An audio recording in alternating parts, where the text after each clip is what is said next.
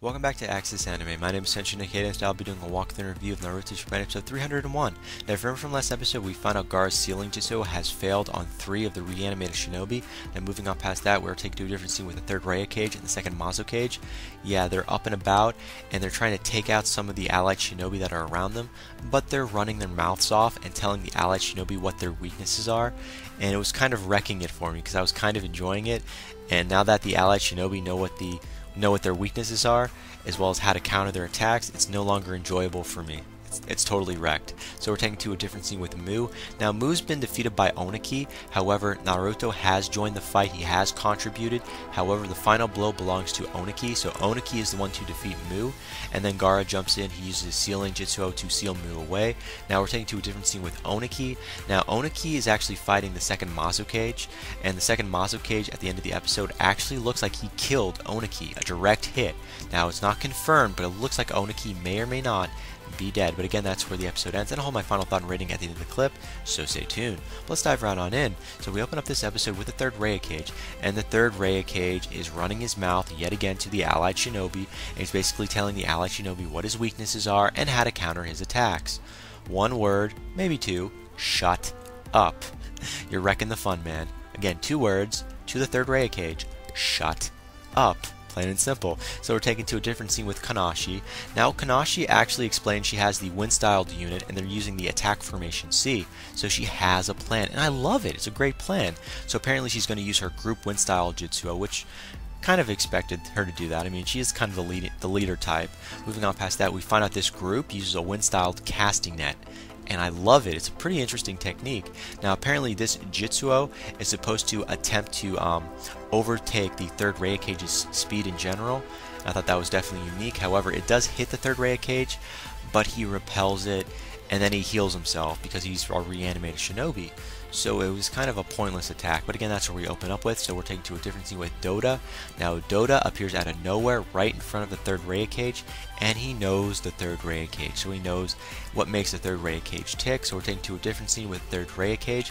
Now, this is kind of a flashback for the third Raya cage, because obviously I don't know anything about the third Raya cage, really, like to an extent. So this was kind of interesting to see this little flashback. So again, we open up this flashback with the third Raya cage, and he uses himself as a decoy.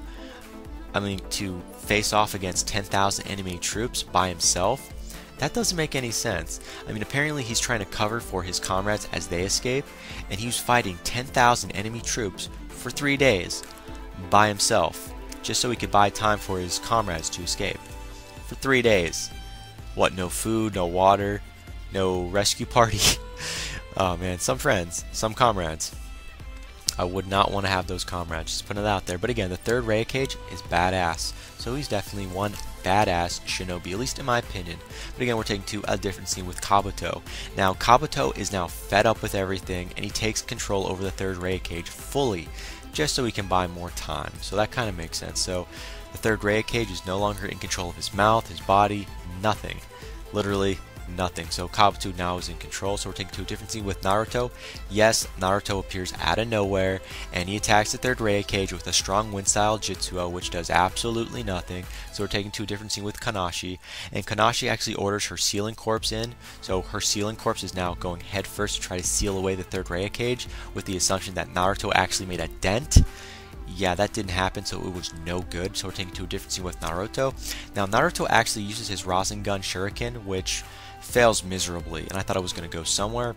No, it absolutely does nothing. So we're taking to a different scene with Dota. Now, Dota actually orders the Earth-style users to the front lines in general, because he knows something. And then he takes Naruto and he runs. So Dota takes Naruto and they escape in general. He uses something called the lava-style rubber, which I definitely thought was worth mentioning, because we see like looks like an Earth-style wall pop up, and then we see a rubber-type wall appear like right under, like on the opposite side. It was supposed to counter whatever the third Raya cage was capable of doing, because again, Dota knows the third Raya cage pretty freaking well. So just putting that out there. But again, we do see Dota and Naruto making a break for it, and they do escape. So I just put that out there. So we're taking to a different scene with Dota.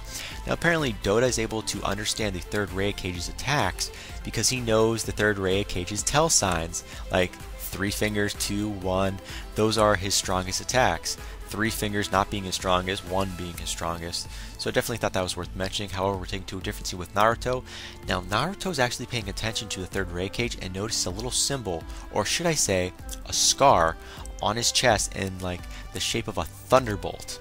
Now apparently he digs into that a little more and he finds out this scar was created by the Eight Tails, or should I say the last fight that the third Ray Cage had that actually he was kind of got scratched or scarred in, was versus the Eight Tails, and to him it was kind of embarrassing. So everyone doesn't talk about it, but apparently the third Ray Cage was embarrassed about that fight. Now we don't know why just yet, but I will definitely get to that, so definitely stay tuned. So moving on past that, we do find out Naruto, after finding out that the Eight Tails could scratch or scar the third Ray Cage, he uses his tailed beast bomb, which is amazing.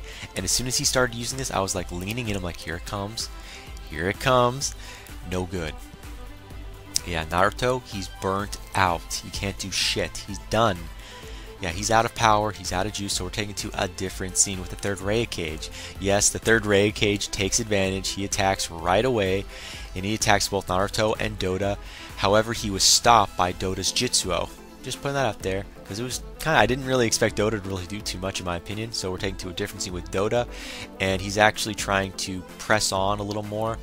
He's trying to press the third Ray Cage just a little bit. At the same time, he's trying to get a message to the headquarters per se, because he's trying to get Naruto and it looks like the Eight Tails talking, or at least Naruto to talk with Killer Bee, which has the Eight Tails inside. So basically what Dota does is he tries to contact the HQ, because that's what his job is. So Naruto basically wants to talk to the Eight Tails to find out, what did you do to actually scar the third Ray Cage? Tell me. Frickin' tell me. Plain and simple. So I thought that was kind of interesting. So we're taking to a different scene with Killer Bee. I know, this is funny. And Killer Bee is actually pissing off the side of, looks like a cliff or something. He's not even fighting. I'm like, this is the Killer Bee that I love and know. The dude that doesn't do shit. So Killer Bee is pissing off the side of a cliff, and the Eight Tails is complaining. And Killer Bee's like, dude, I'm trying to get my mojo going here. Don't interrupt the man when he's pissing, And then Naruto actually calls and he asks for the Eight Tails, and he actually wants to know, how did the third Ray Cage get that scar? What did you do? And it's kind of a dead end, because the Eight Tails doesn't remember. All he remembers is that the third Ray Cage fell on himself with his own power.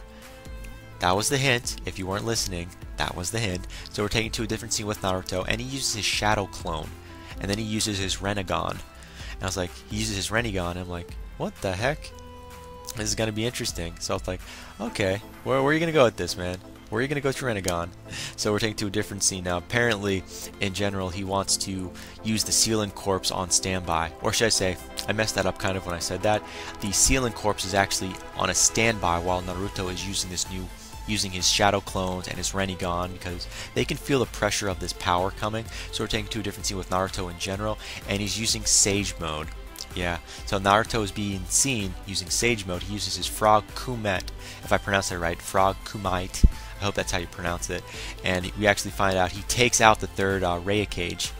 Yeah, so the third Ray Cage was directly hit by Naruto thanks to his Sage Mode mixed with his Shadow Clone and his Rinnegan. So that kind of, I love the combination. He used a lot of shit all at once, so that definitely makes sense. However, the Sealant Corp does jump in and they seal away the third Ray Cage. It was definitely amazing in my opinion, but it gets better. So we see the third Ray Cage, and he uses, I guess he tries to use something in general, doesn't really do anything in general in my opinion, but the third Ray Cage is kind of injured. He kind of injured himself. This was the tell sign, or should I say the secret.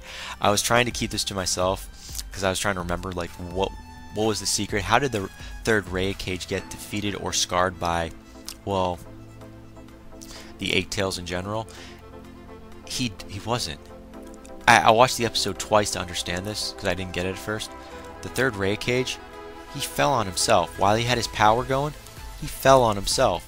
So when Naruto was actually attacking the third Ray Cage, although he missed, and although the attack was pretty much flawless, the object was he was going to hit the third Ray Cage's arm, which would hit the third Ray Cage himself. So the third Ray Cage just hit himself with his own power, which is what shattered his arm and which is what defeated him, which is why it was so embarrassing, which why hardly anyone knows why the third Ray Cage was scarred because of the 8-tail, so that was the whole secret in general. But again, Gaara does, well, not Gaara, sorry, I almost went off the hinge there. Let me describe, at the end of the episode, we do see Gaara, and he's watching Oniki get shot, and that's where the episode ends. As for final thoughts, okay, plain and simple, first of all, is Oniki dead? That was the leftover there, and now that the third Ray Cage has been sealed up and is done, what's going to happen? Where's the Allied forces going to go? The Allied Shinobi forces, where are they heading to? And where's Naruto going to be heading to? Is he going to catch up with Killer Bee? We really don't know, but that ends it for my final thoughts. As per my rating, 3.5 out of 5. The information was barely there. Romance drama was non-existent. Fighting, okay, it was there, but it wasn't. But it was there, but it wasn't. So, final rating, 3.5 out of 5. But again, that ends it for my walkthrough review of Naruto Shippuden episode 301. But definitely comment down below, let me know, thumbs up, thumbs down, definitely subscribe, check me out on Twitter, and follow me if you like. But let me know what you thought of this episode, and let me know what things that happen in the next episode that's coming out. But again, guys, that ends it for now, and I gotta hit the bricks. And before I go, I gotta say it, and I always say it, you can't stop the access, but you can watch the feed. I'll see you later, guys.